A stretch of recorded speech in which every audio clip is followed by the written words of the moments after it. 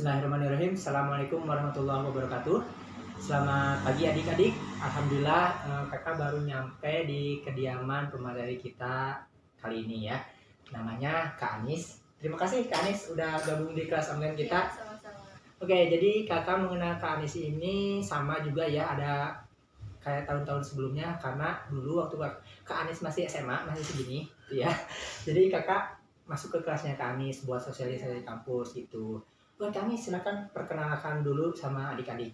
Halo, assalamualaikum warahmatullahi wabarakatuh. Perkenalkan, nama saya Anissa. Udah gitu dong. Ya, gimana? Kampusnya, jurusannya. Dari kampus Capkesbi, Poltekkes Capkesbi Sukabumi, jurusan D3 Kebidanan. Oke, alhamdulillah gitu ya adik-adik. Nah, buat adik-adik yang pengen kuliah kebidanan di Sukabumi, nah salah satunya itu adalah ya Kesbi gitu ya. Oke, Kak Anis, dalam video kita tuh pasti kita akan langsung membahas tentang biaya, karena biaya tuh hal yang paling penting dalam perkuliahan gitu ya. Oke, jadi berapa biaya yang harus dikeluarkan untuk menempuh pendidikan bidan ini di kampus Kesbi? Kalau angkatan saya sendiri mah habisnya itu 15 juta. 15 juta. Itu termasuk ke biaya semester 1 awal. Dapatnya itu dapat alat set kayak peralatan buat kebidanan, terus seragam ada 2 setel, sama nanti teh dikasih kayak peralatan buku-buku gitu ya udah gitu aja.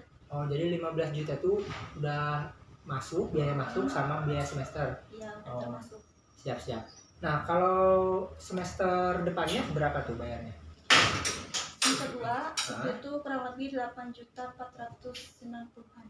8 juta 490.000. ribu. Ya, Oke. segitu. Dan itu berlaku untuk semester depannya juga? Enggak, nanti ada pengurangan harga. Pengurangan lagi? Ya. Jadi setiap semester beda-beda harganya? Ada pengurangan harga. Lebih murah lah ya tiap semester? Murah. Oh, oke. Nah, jadi kalau ditotalkan berapa tuh dari semester dari awal masuk sampai akhir kira-kira berapa? Belum sih, soalnya kan nanti juga ada kayak biaya praktek kita gimana, biaya ngekos gimana nanti teh kan buat nanti kita praktek pasti ngekos. Itu teh belum tentu.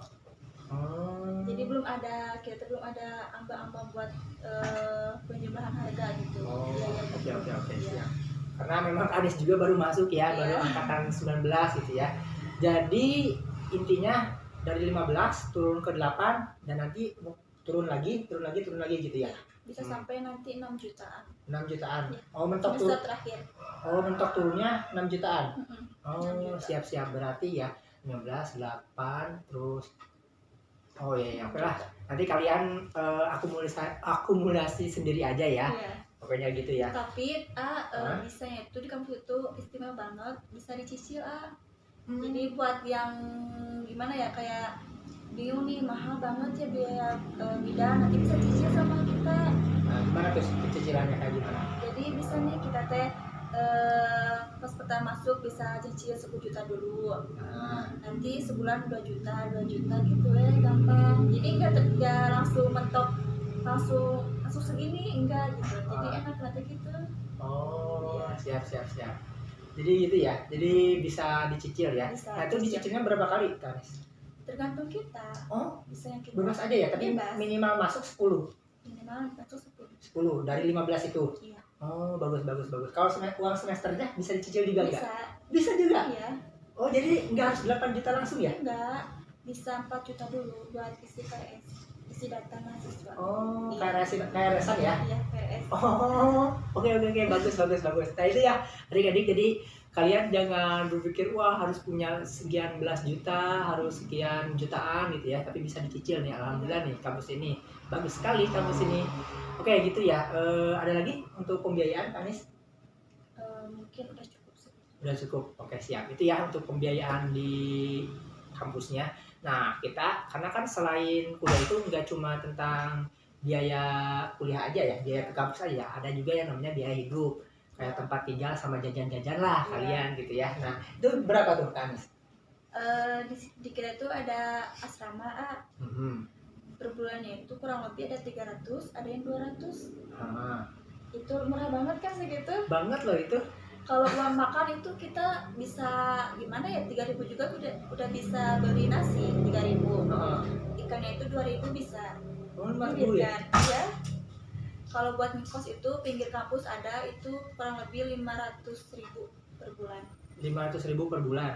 Iya. Tapi mendingan di ini dong. Di Di asrama dong. Tapi kalau mandi di luar. Oh, Ya, oke. di asrama. Dan itu wajib gak sih di asramanya? Enggak, tergantung kita. Tergantung kitanya.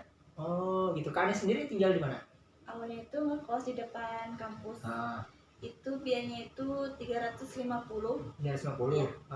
Wifi bayar 50 jadi 400 ribuan. 400 ribuan. Iya. Tergolong cukup murah loh ya. Iya. Kota Sukabumi ini. Oke, ya, oke. Terus sekarang tinggal di ini, tinggal di asrama. Di perumahan. Di perumahan. Sukaraja. Berarti ngontrak ya bareng sama teman-teman? Enggak, sendiri. Sendirian? Sendiri. Oke. Itu berapa Kak Anies? Itu kita nempatin rumah keluarga. Rumah keluarga. Semua saudara maksudnya? Sama saudara. Oh, jadi gratis ya? Ya, gratis. Nah, bagus. Itu sangat solutif sekali. Jadi kalian juga pokoknya mah untuk masalah pembiayaan mah ya kalian bisa tergantung diri kalian masing-masing ya untuk masalah biaya hidup, karena bagaimanapun kalian harus kreatif lah. Mau kalian yang head on gitu kan. Kan tadi nih Kak Anies nih, bukan Kak Anies aja sih, kakak juga lebih menyarankan kita membahas tentang biaya yang memang bawah gitu loh, menengah ke bawah, jangan yang menengah ke atas, karena kalau menengah ke bawah mah insya Allah lah semua kalangan bisa, tapi kalau menengah ke atas tidak semua kalangan bisa ya Kak Anies. Ya, jadi kalian mau biaya hidup yang hedonisme, mau yang sederhana banget, hedon banget, itu gimana pilihan kalian gitu ya Kak Anies. Oke gitu ya. Nah, berarti Kak Anies sendiri ngebudgetin per bulan berapa? Waktu di mana? Ya di kuliah lah. Kurang lebih kalau sekarang mungkin kan pulang pergi itu naik Grab ya. Saat itu 20.000, kemarin 25.000 lah Sehari. Oh, itu Anies gak bawa motor ya? Enggak. Bagus. Ya. Soalnya gak usah bawa motor lah, sayang. Oke. Jadi berarti sebulan Kak Anies ngebudgetin kurang lebih berapa? Kurang lebih 500.000 cukup. 500.000? Cukup? Cukup. Wah, bagus sekali ya Karena adik-adik. masak di rumah. Oh iya, masak di Udah rumah. beli, Nah, ya. solutif sekali Kak Anies ini. Ya. Bener, jadi iya bener, kalau masak pasti lebih murah adik-adik gitu ya. Oh bener ya, iya. Terkejut juga gitu ya adik-adik. Soalnya biasanya yang ngomong 500.000 itu anak-anak Jogja gitu. Tapi ternyata Sukabumi juga masih murah tuh adik-adik. Iya. Karena masak sendiri ya. Cewek lah masak, nggak bisa masak. Oke, itu ya berarti untuk biaya awal ketika masuk ke kampus tuh berarti kurang lebih sekitar 15 sama biaya hidupnya untuk sebulan kurang lebih 16 jutaan berarti ya buat keperluan Bahasa tahun iya bisa jadi ya. iya siap oke gitu ya. Untuk masalah pembiayaan ada tambahan kan untuk pembiayaan? Enggak, mungkin cukup saja. Cukup. Oke, alhamdulillah, terima kasih Kak Anies. Jadi itu ya buat pembiayaannya. Nah kita langsung ke cara masuk Kak Anies. Cara masuknya gimana? Ada dua jalur, jalur mandiri sama jalur ini beasiswa.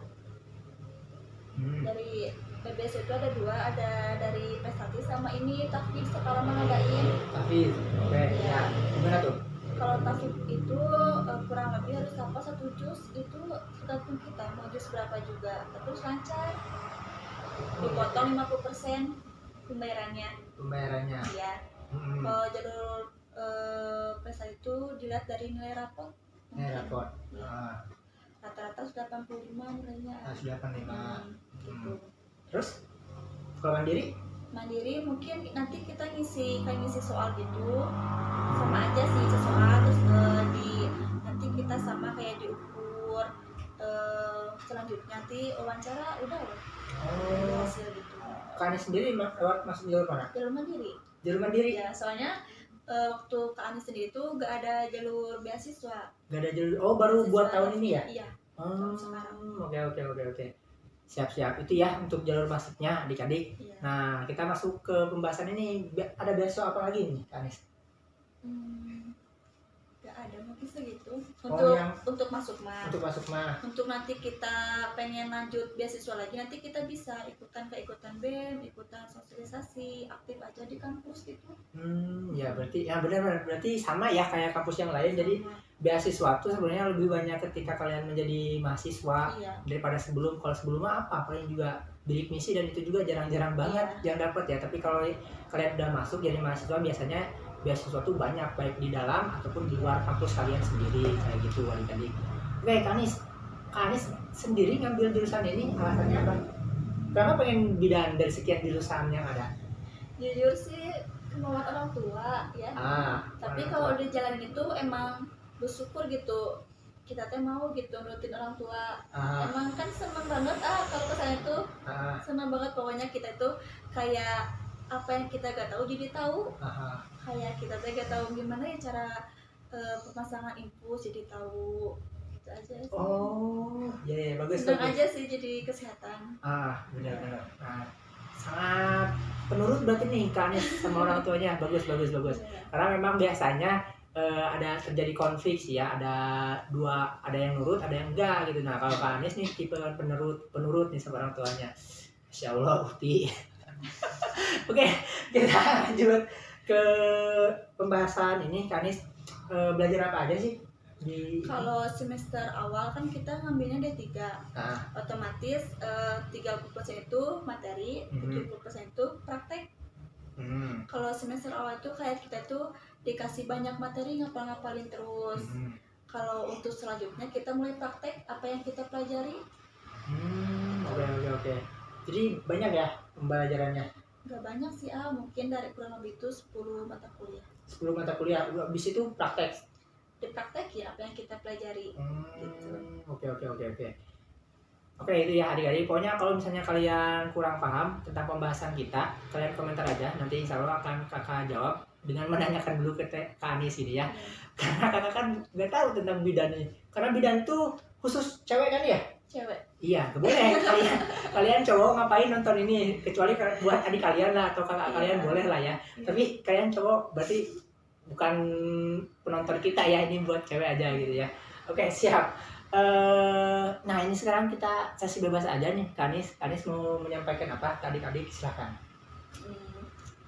Buat kalian adik-adik ya, yang ngambil jurusan kemauan orang tua, jalanin aja, coba aja, terus kita jalanin. Nanti juga kita bakal ngerasain apa yang baiknya orang tua ambil buat kita. Kayak kakak sendiri aja nih ngambil kemauan orang tua, alhamdulillah kalau udah di jalan itu seneng banget gitu, apalagi kesehatan jadi tenaga medis. Masya Allah, jadi tenaga medis ya. Lagi tenaga medis zaman sekarang, lagi pandemi kayak gini, lagi dibutuhin ya. Lagi dibutuhin banget, karena kita juga nggak tahu nih pandemi sampai kapan nih berakhirnya. Masya Allah gitu ya. Oke, itu aja mungkin yang disampaikan dari kita, atau ada lagi Kak Anis tambahan? Mungkin cukup segitu. Cukup ya. Oke, gitu ya adik-adik. Pokoknya mah buat kalian yang pengen tahu jurusan lain, kampus lain, nanti komentar, insya Allah akan kakak carikan pematerinya gitu ya. Sekali lagi, makasih Kak Anis sudah bergabung dalam video kita kali ini. Adik-adik, sampai jumpa lagi di video selanjutnya. Assalamualaikum warahmatullahi wabarakatuh.